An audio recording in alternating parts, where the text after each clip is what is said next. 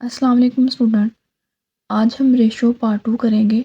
जिन students ने हमारी part 1 की वीडियो नहीं देखी है वो चैनल पे जाके देख सकते हैं, वीडियो मौजूद है। अच्छा तो बेटा, क्वेश्चन नंबर 17 जो है वो हमारे पास है। Mariam fails to pass ratio in math test is 5:2।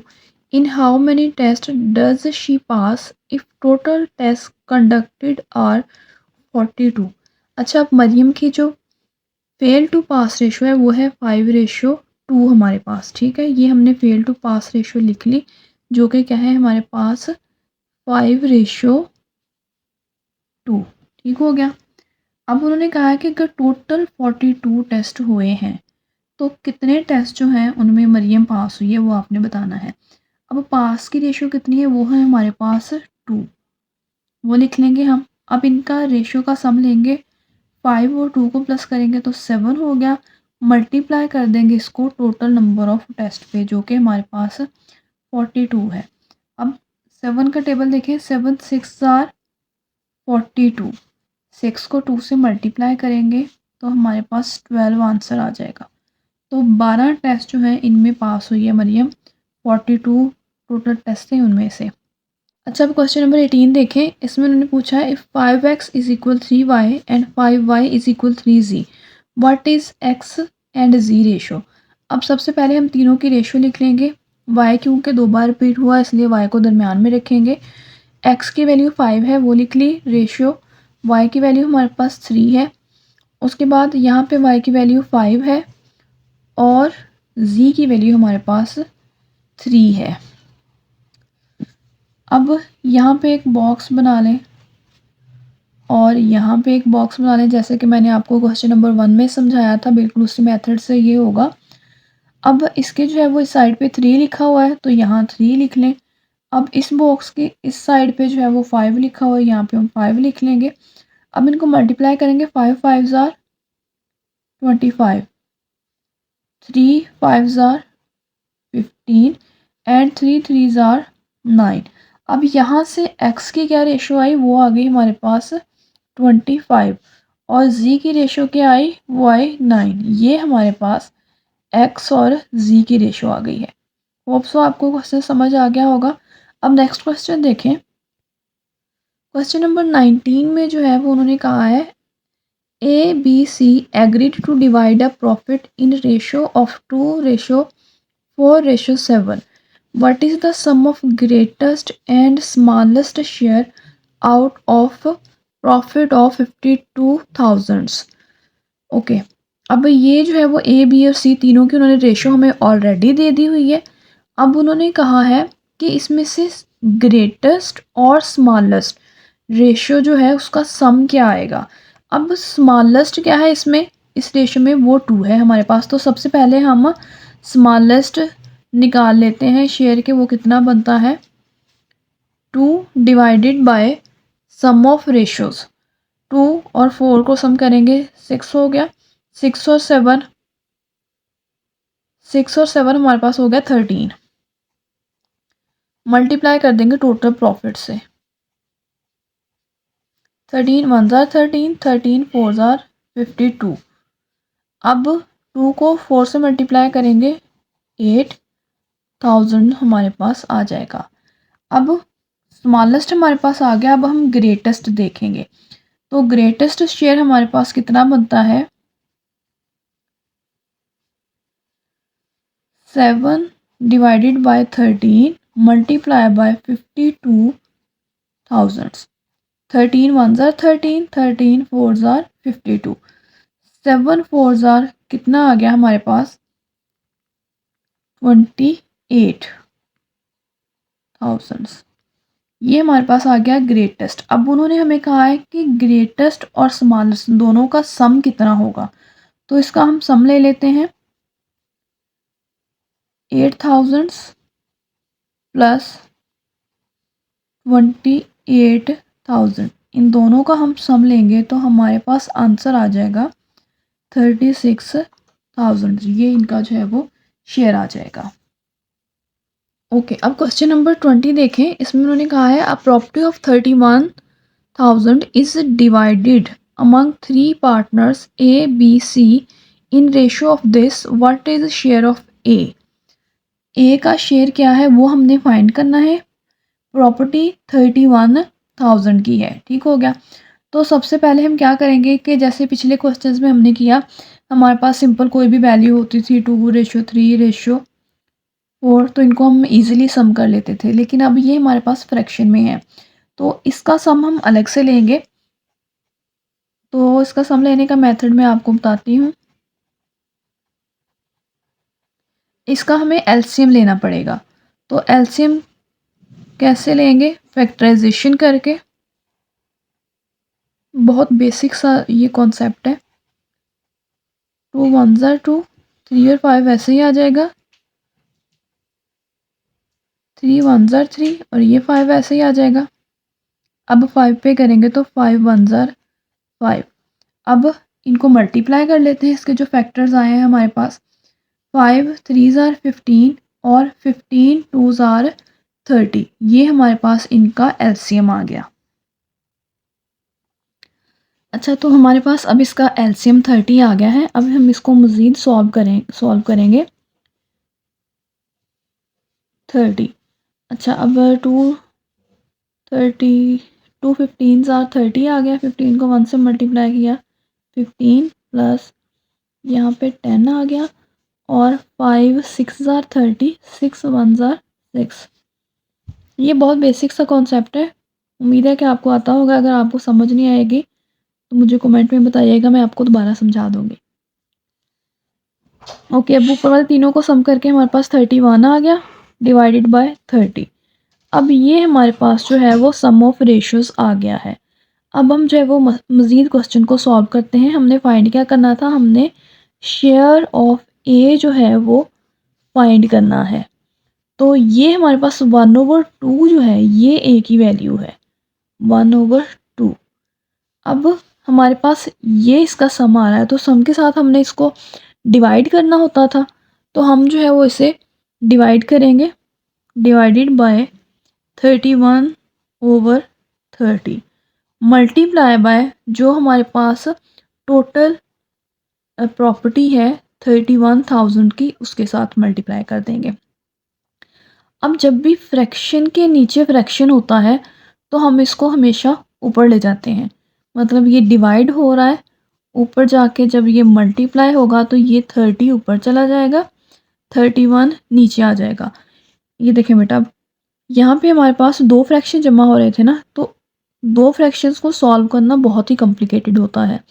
इसलिए इसका सिंपल और आसान मेथड ये होता है कि ये जो नीचे वाला आपके पास वैल्यू आ रही है, आप इसको ऊपर ले जाएं। यहाँ पे ये डिवाइड हो रही है, ये हमारे पास डिवाइड का साइन है, तो आप जब इसको ऊपर ले जाएंगे तो यहाँ जाके वो मल्टीप्लाई हो जाएगी। जब आप मल्टीप्लाई करेंगे तो इनकी पोजीशन भी चेंज हो जाएगी, 30 ऊपर चला जाएगा, 31 नीचे आ जाएगा। मल्टीप्लाई बाय यही वाला जो शेयर है हमारे पास 31,000, इसके साथ कर देंगे। अब इसकी कटिंग करते हैं, 31 ज़ार 31, ये तो इससे कट ऑफ हो गया। 2 1 ज़ार 2, 2 15 ज़ार 30। अब 15 को 1 से मल्टीप्लाई करेंगे तो 15,000 हमारे पास इसका आंसर आ जाएगा। बहुत आसान और सिंपल से क्वेश्चन है बेटा। और रेशो जो है ये बहुत ही इम्पॉर्टेंट टॉपिक है। आप यूपीएससी के एग्ज़ाम्स देख लें या फिर एफपीएससी के जितने भी एग्ज़ाम होते हैं उनमें ये टॉपिक लाजमी शामिल होता है और इसमें से एमसीक्यूज़ बनता ही बनता है। बहुत आसान सा है, इसको ध्यान से समझ लें ताकि आपके लिए मुश्किल ना हो। अच्छा देखिए, क्वेश्चन नंबर 21 क्या है? Find a fraction which bears the same ratio to 1/27 that 3/7 does to 5/9। अच्छा, अब उन्होंने कहा है कि कोई ऐसा जो है वो रेशियो ढूंढो इसके साथ। तो हमने खुद से सपोज कर लेना है कि जो रेशियो हमारे पास है वो एक्स है। एक्स रेशियो 1/27 और इक्वल टू, उन्होंने कहा है कि ये इक्वल हो किसके? 3/7 और 5/9 रेशियो के। ये हमने वैल्यूज़ ले ली। अब हमारे पास जो है वो इसका सॉल्व करने का क्या तरीका होता है? उर्दू में हमारे पास फॉर्मूला होता है हासिल ज़रब किसका? वस्तैन का। वस्तैन मतलब वस्त में, दरमियान में जो दो वैल्यूज़ होती हैं उनका। इक्वल ये होता है किसके? तरफ़ैन के हासिल ज़रब के, मतलब दोनों साइड्स पे जो वैल्यूज़ हैं उनके। तो इसको हम मल्टीप्लाई कर लेंगे अब। x multiply by 5/9 is equal 1/27 multiply by 3/7। अब x की वैल्यू फाइंड करनी है, x को यहीं पे रहने देंगे। दूसरी वैल्यू जो है उसको इक्वल की साइड पे ले आएंगे। अब क्योंकि हम इक्वल की साइड पे लेके आ रहे हैं, यहाँ ये मल्टीप्लाई हो रहा है तो इधर आके इसने डिवाइड होना है। तो डिवाइड को जब मल्टीप्लाई में चेंज करेंगे तो ये 9 ऊपर चला जाएगा और 5 नीचे आ जाएगा। अब इसकी कटिंग करते हैं। 9 1 ज़ार 9, सॉरी ये 27 है, और 9 3 ज़ार 27, 3 1 ज़ार 3, 3 1 ज़ार 3। अब हमारे पास 7 और 5 बच गया। 1 1 ज़ार 1 एंड 7 5 ज़ार 35। ये हमारे पास आंसर आ गया। ओके, क्वेश्चन नंबर 22 देखें। If Rs 1155 rupee is divided among A, B and C such that A gets 2 rupees, B gets 3 rupees and B get 4 rupees and C get 2.5 rupees. Find share of B.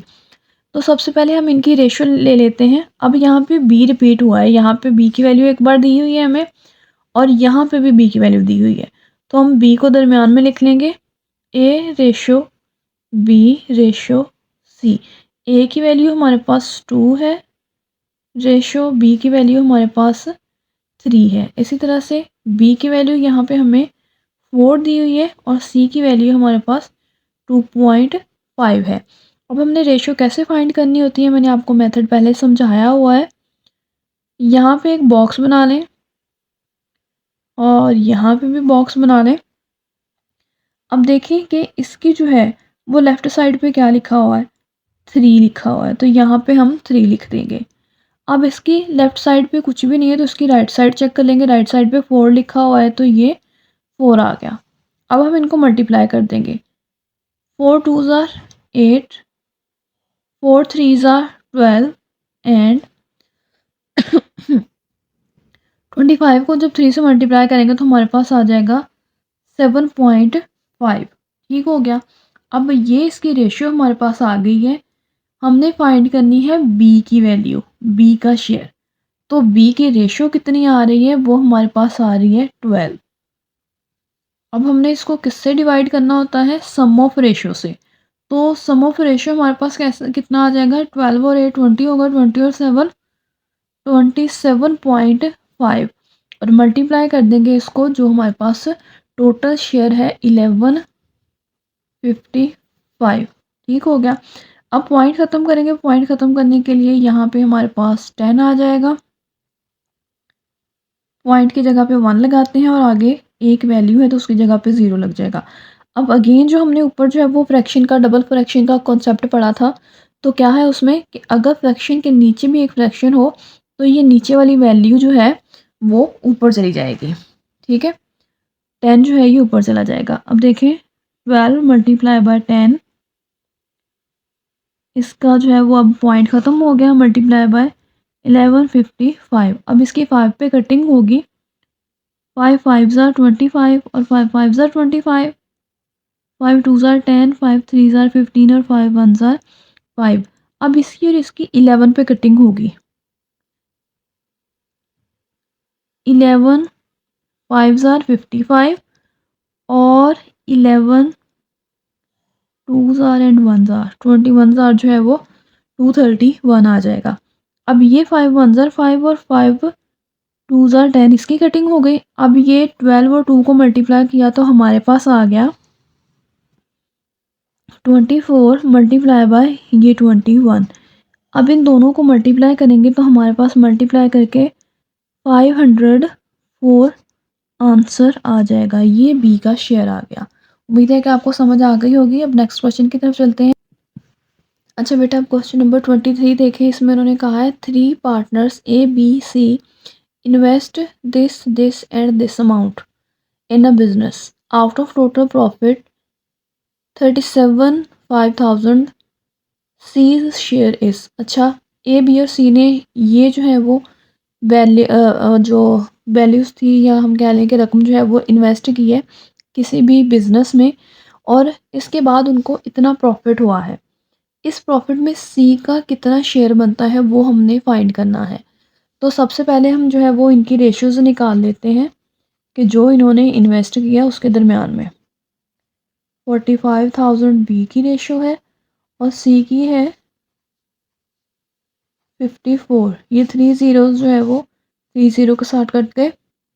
अब 9 के table पे cutting होगी। 9 4s are 36, 9 5s are 45 and 9 6s are 54 आ गया।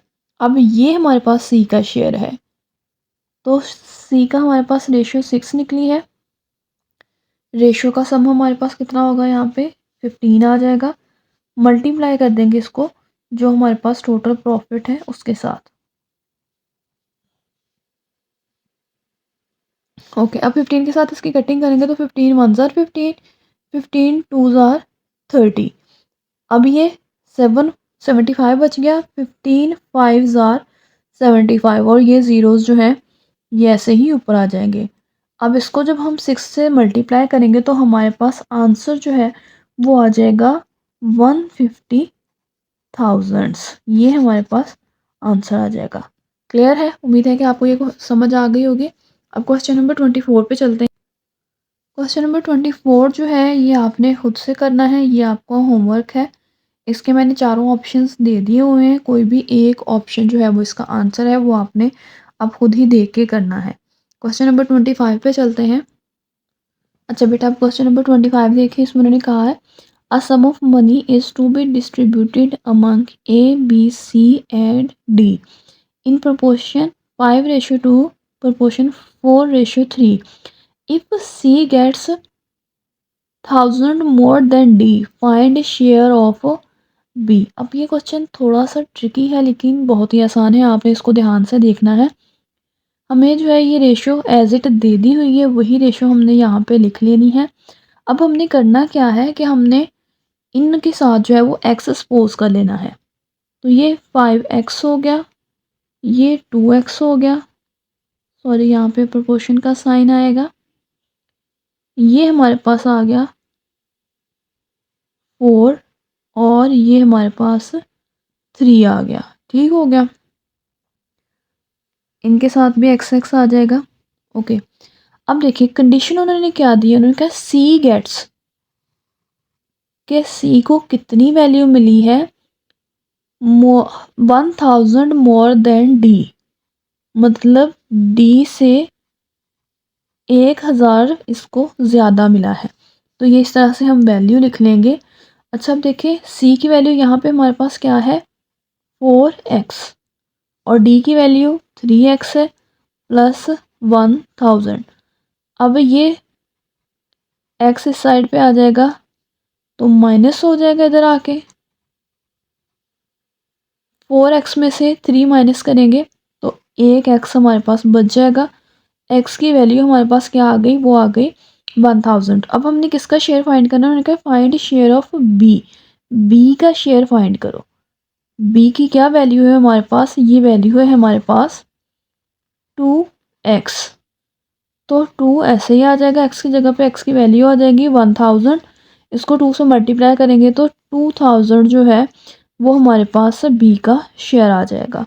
Hope so आपको इसकी समझ आ गई होगी। क्वेश्चन नंबर 24 पे चलते हैं। ओके, क्वेश्चन नंबर 24 जो है वो भी बेटा आपका होमवर्क है। बहुत ही इजी सा क्वेश्चन है, जैसे हमने शायद क्वेश्चन नंबर 3 या 4 किया था ना, बिल्कुल उसी टाइप का है ये। इस रेशियो के पार्ट नंबर 1 जो है उसमें हमने किया था, हमारे यूट्यूब चैनल पे अपलोड है, तो आप बड़ा मेहरबानी वो जाके देख लीजिएगा ताकि आपको अच्छे से जो है वो इस टॉपिक की समझ आ जाए। तो यहाँ पे बेटा हमारा रेशियो का टॉपिक कंप्लीट होता है। रेशियो से रिलेटेड जितने भी क्वेश्चंस, जितनी भी टाइप के क्वेश्चंस आ सकते थे वो सारे हमने डिस्कस कर लिए हैं। अगर आप इनको अच्छे से कर लेंगे तो इंशाल्लाह आपका पीपीएससी, एफपीएससी जो भी टेस्ट होगा उसमें रेशियो के पार्ट में से जो भी आएगा वो आप इजीली अटेम्प्ट कर लेंगे। ओके बेटा, अगर आपको वीडियो अच्छी लगी हो तो चैनल को सब्सक्राइब करिएगा और अपने दोस्तों के साथ लाजमी शेयर करिएगा। मिलते हैं अगली वीडियो में, तब तक के लिए अल्लाह हाफ़िज़।